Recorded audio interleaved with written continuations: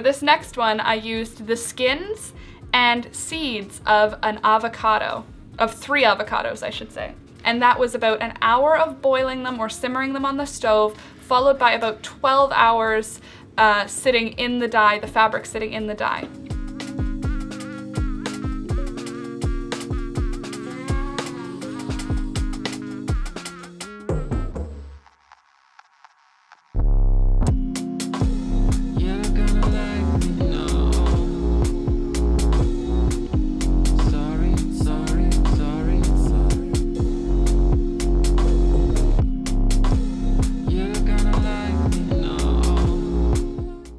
Alright, and here we have our avocado peel and seed dye, which turned out pretty dark because I used a lot more avocados this time. What we're going to do next is just grab a strainer and put a bowl underneath and pour your avocado dye right into there. And then remove that strainer. And that's going to leave us with, ooh, wow, that really smells like a forest, really foresty, like bark.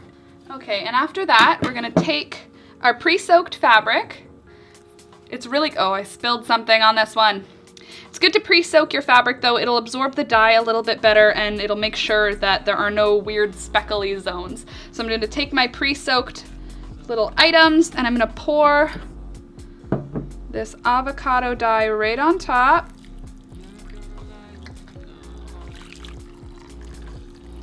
There we go. And we're just gonna let that sit out at room temperature on the counter for 4 hours or so until as much of the pigment absorbs into those fabric bits as possible. So I will come back in a couple of hours to show you what we've got. Okay guys, it's been more than enough time. We are past 12 hours and it's time to get our stuff out of the dye. So I'm starting here by getting on some gloves because I don't want to get my hands super stinky with all of the dye.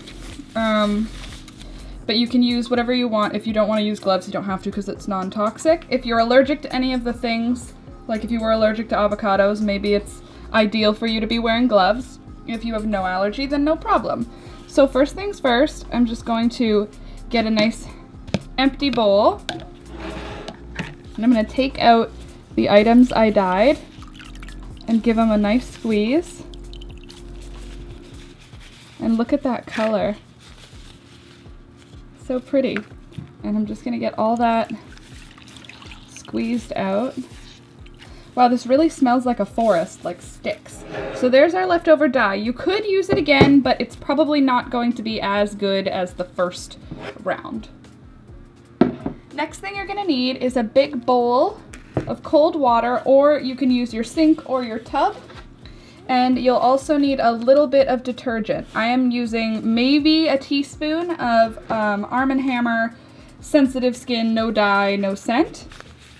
And then you're gonna need to get that cloth in there to squeeze out any of the excess dye, any of the little bits of fibers. Don't freak out when some of the dye rinses out. It's going to happen, but it's okay that it happens.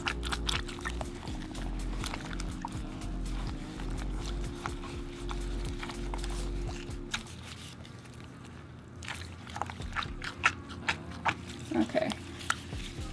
And once it rinses out and you've got no colorful water coming out of it again, oh, look how cute it is. You can just put that aside and let it dry, or you can put it in the dryer and dry it out. I'm gonna just put it aside flat and let it dry.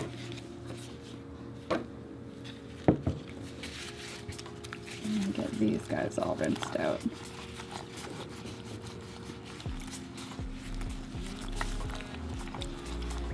And you can be pretty rough with it because all of the dye that was going to absorb into this fabric already has.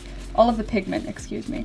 So if you're rough with it and you rinse it out, you're not gonna take out any more than was already going to come out the next time you washed it. So if this was an item like for a wall hanging or something that's never gonna get washed, you don't really have to do as vigorous of a rinse. But if you're gonna make the yarn or your fabric into something, or if it's a piece of clothing, you're gonna wanna make sure you really do a good job rinsing through all of that fabric, making sure all of the pigment that is supposed to come off does, because you don't want to get a rash from having like food dye touching your skin for a full day because you didn't wash it out all the way. What I actually usually do is I'll do this rinse and then I'll give it several days to fully dry out, and then if it's going to be for a piece of clothing, like if I was dyeing a larger lot of fabric, I would give it a cold water rinse in the washing machine after doing my hand rinse like this. So I'll wash it out like this, let the fabric pieces dry totally, and then once they're dry, I'll wash them again. So these are the pieces at this point. I'm just going to lay them out somewhere flat and put a piece of fabric underneath, lay them out to dry, and I will show you how they look after, I'm going to say probably it'll take about 4 or 5 hours because this is pretty thick yarn. So once that's done, I will show you what it looks like. Okay, so are you ready for the big reveal?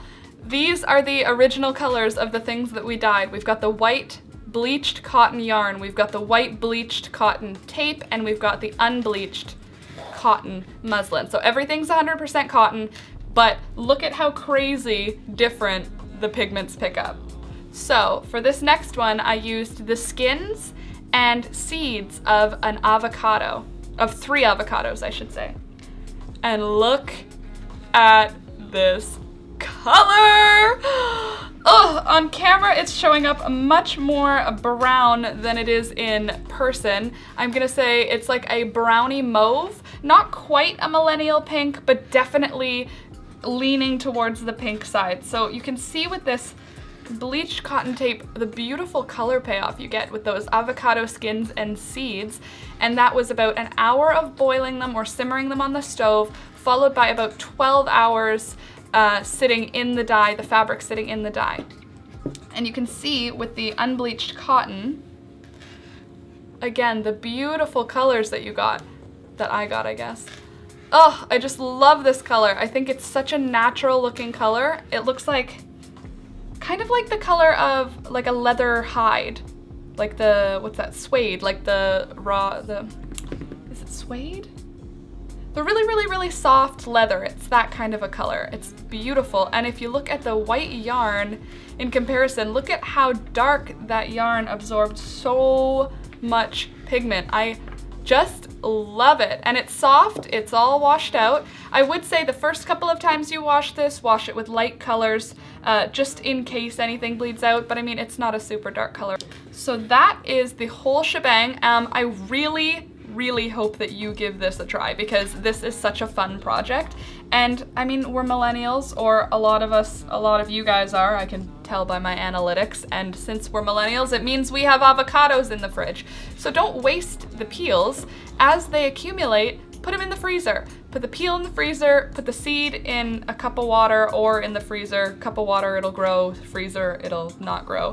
And then you can use this in the future. This is not something that you need to, there's no time sensitivity on this one, which is great. So just collect your avocado skins and seeds and then give this a try. Let me know in the comments if you've ever done something like this before, or if you tried out this, let me know how it went. Anyway, that's all for today. Thank you so much for watching, and we'll see you in the next one. Bye guys!